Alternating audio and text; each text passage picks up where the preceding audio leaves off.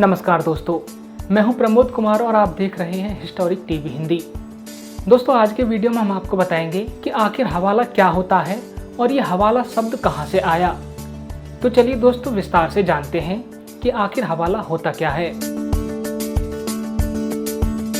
दरअसल हवाला शब्द अरब से चलकर यहाँ तक पहुँचा है, जिसका हमें पहला जिक्र 8वीं शताब्दी में मिलता है। भूमध्य सागर से दक्षिण चीन सागर तक 6500 किलोमीटर लंबा व्यापार मार्ग था। सिल्क रूट यह मार्ग अफ्रीका, एशिया और यूरोप को आपस में जोड़ता था। इस रास्ते पर अक्सर लूटपाट की घटनाएं होती रहती थी। इससे बचने के लिए व्यापारियों ने एक तरकीब सोची। व्यापारियों ने तय किया कि वो आपस में एक खास किस्म के टोकन को रखेंगे। जब अरब से कोई आदमी चीन की तरफ जाएगा तो अरब का व्यापारी उसे टोकन देगा और एक खास व्यापारी का पता भी। चीन का व्यापारी उस टोकन को रख लेगा और उसे तय रकम का भुगतान कर देगा। इस टोकन को अलग अलग भाषा में अलग अलग नाम मिला।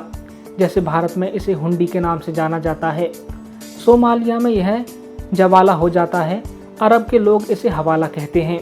इसे हम उस समय की बैंकिंग के रूप में समझ सकते हैं। पुराने समय में किसी व्यापारी की साख इस बात से तय होती थी कि उसकी हुंडी कहाँ तक चलती है। धीरे धीरे व्यापारिक जरूरतों के चलते 1695 में बैंक ऑफ इंग्लैंड की शुरुआत हुई। इसे हम आधुनिक बैंकिंग का प्रस्थान बिंदु मान सकते हैं। लेकिन हवाला कभी बंद नहीं हुआ।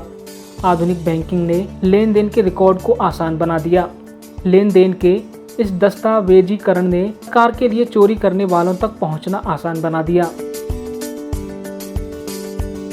गलत तरीके से कमाए गए पैसे और कर की चोरी करने वालों ने सदियों से आजमाई हुई हवाला व्यवस्था का सहारा लिया। आज ये गैर कानूनी तरीके से पैसा इधर से उधर करने का सबसे बड़ा जरिया बन गया है। चलिए दोस्तों, अब आपको बताते हैं कि हवाला राजनीति का इतना बदनाम शब्द क्यों है। दरअसल भारतीय राजनीति ने सबसे पहले इसकी गूंज सुनी 1993 में। जनसत्ता में जून 1993 में एक स्टोरी छपी, लेकिन मामला 2 साल पुराना था। 1991 में दिल्ली पुलिस ने जवाहरलाल नेहरू विश्वविद्यालय के एक छात्र शहाबुद्दीन गोरी को जामा मस्जिद इलाके से गिरफ्तार किया। कश्मीरी आतंकवादियों को आर्थिक मदद पहुंचाने के संदेह में मामला सीबीआई को सौंप दिया गया।